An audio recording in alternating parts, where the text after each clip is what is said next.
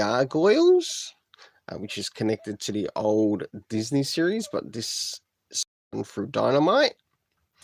And first things first, do these covers in any way, shape, or form connect to something that is happening inside in the story, to which I give cover 1, which is the first issue, a 7.5 out of 10, and cover 2, also a 7.5 out of 10. I'll now move to showing some of the internal things that are happening internally story-wise, and of course I'll go through both, and as things begin, we end up have an event which Gargoyles are involved to, basically foiling a bit of a plot on the streets, and we end up meeting with the character of Eliza Mazer and colleague who is Matt Bluton. I think I've said that wrong.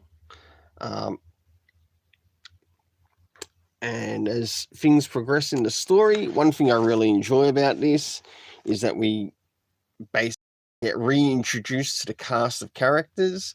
So thank you very much, Dynamite. I appreciate that. And I'm glad I've added this to my series. And through it, we get like the characters such as the Mentors. Oh, that's right. It's Matt Bluestone.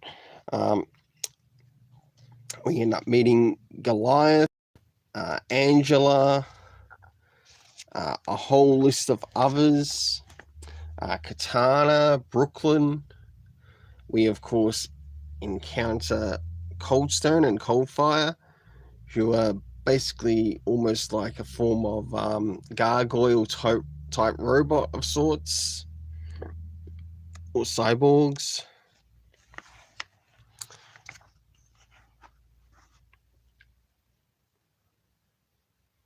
And they get into quite a bit of a precision as to sort of like a lot that's happening in the story.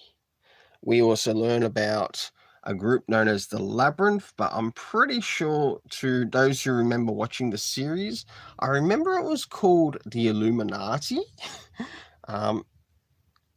But whether it was actually the same in the comic books, I'm not too sure, because I never picked up the comic for that in the time period, but I bought a facsimile edition of this, so I'm looking forward to collecting that. And last but not least, towards the end of the story, and this is where, of course, we get a small introduction to what the facsimile edition looks like, so hopefully I'll be getting that soon. We move into the next issue, as to which we learn a little bit more about some other characters. So not just Goliath, but some other people outside of Goliath. We, of course, meet up again with Angela, Goliath, and it's sort of like as sundown comes, they break free and are able to go out and help Eliza Mazer. We end up dropping into Bellevue Hospital and some of the things that are happening there. We meet Antoinette, plus many others. We encounter, of course, Coldstone and Coldfire back again. And we also learn that the characters are actually waiting for a gargoyle egg to hatch. Whilst things continue, we end up meeting some more who somewhat make up some of the rivals. We got Xanatos.